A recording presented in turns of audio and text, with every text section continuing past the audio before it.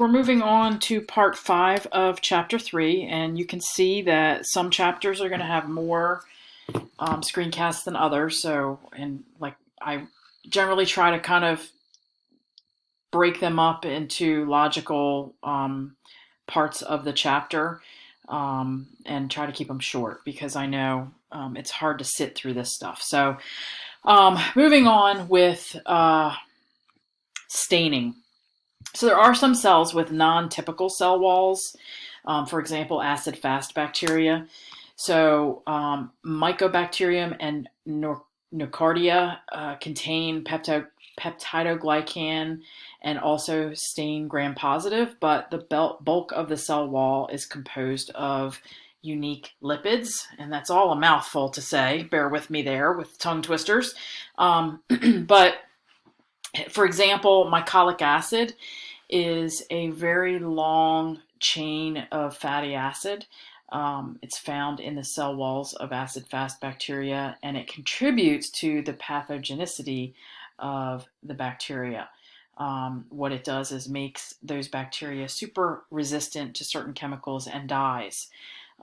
So they're, in other words, they are I don't want to say an aggressive bacteria because that's not really the right terminology, but they are more likely to cause illness if the person is exposed in the right dosage, we'll say, of that bacteria because of their ability to withstand the normal immunological factors that would try to get rid of it in the human body or in whatever it attacks. So Archaea have non-typical cell walls. They're entirely made up of polysaccharides. Some have walls made of just protein. They lack a true peptidoglycan structure, and some archaea lack a cell wall entirely. Mycoplasmas and other cell wall deficient bacteria. So these types of bacteria, mycoplasmas and L forms, lack a cell wall. So therefore, they're not going to have that peptidoglycan layer. Basically, a common mycoplasma is Mycoplasmic pneumoniae, and that is the culprit that causes walking pneumonia. L forms, some bacteria that naturally have a cell wall but lose it during part of their cell life is a characteristic, of an L form bacteria. These types of bacteria, these L forms, have played a role in persistent infections, and they are pretty resistant to antibiotics. So we don't like those. Those are bad news. Gram-negative outer membrane. So remember, I pointed that out, that there's an outer membrane in the gram-negative bacteria, similar in composition to most membranes, except it contains two, well, the ones we're going to talk about, specialized polysaccharides and proteins. So lipopolysaccharide, it's a signaling molecule and also acts as a receptor, and it's an endotoxin. We're going to learn about that later in the semester, but this is something else that's a bad news. It can make you very sick based on this endotoxin, this lipopolysaccharide. Porin proteins, these are channels. You know, we think of porin, it's a pore. It's a channel that only the outer membrane allows certain chemicals to penetrate. So the certain chemicals can get through that first layer or that first outer membrane, but it may not be able to get any further. Cytoplasmic membrane structure, so that's a lipid bilayer with proteins embedded, kind of the same idea as the cytoplasmic membrane of human cells. There's energy reactions that happen there, nutrient processing that happens there, and synthesis of certain parts of the cell happen there. So it regulates this lipid bilayer regulates the transport of nutrients and wastes, very similarly to what we have experienced before with cell membranes or cytoplasmic membranes. The cytoplasmic membrane is selectively permeable, so again, it's going to only allow certain things in and out.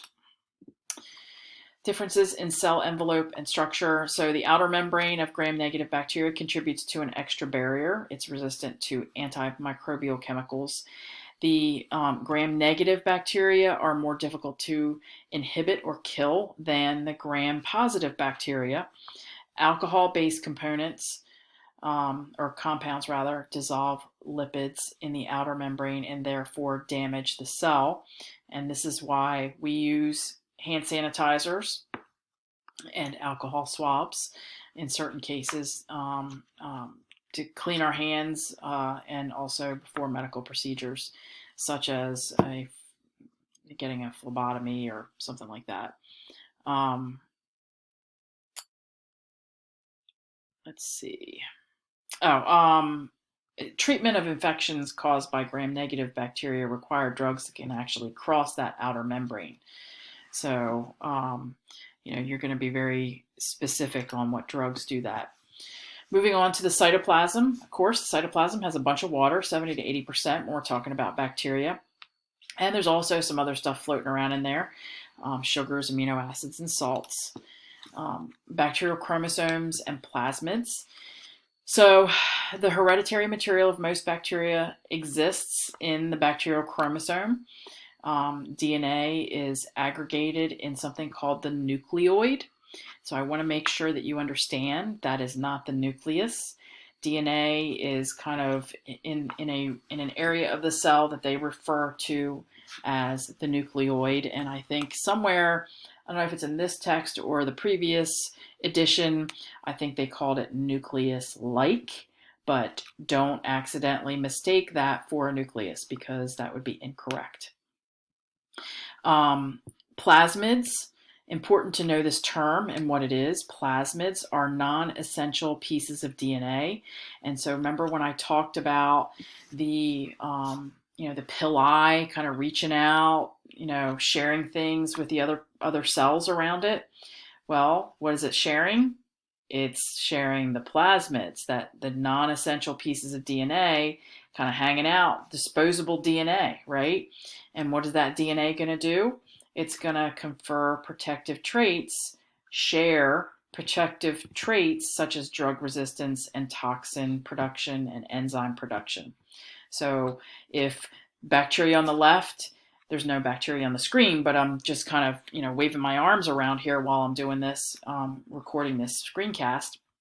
If there's bacteria on the left and it has all the bells and whistles to survive, and the bacteria on the right doesn't, the pili come across, share that non-essential plasmid DNA from one to the other, and now the one that couldn't previously be resistant to drugs or be able to produce any specific toxin or enzyme.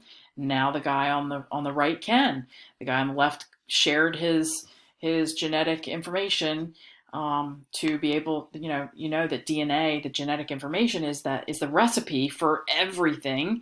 So if it shares that recipe to be able to be resistant to drugs, then certain antibiotics, then all of a sudden you have multiple bacteria that can do that. So, and strangely enough, if a bacteria is died and laying there, and another bacteria comes near it, it can pick up that DNA from the dead bacteria and go on its merry way, with all this new information on how to survive.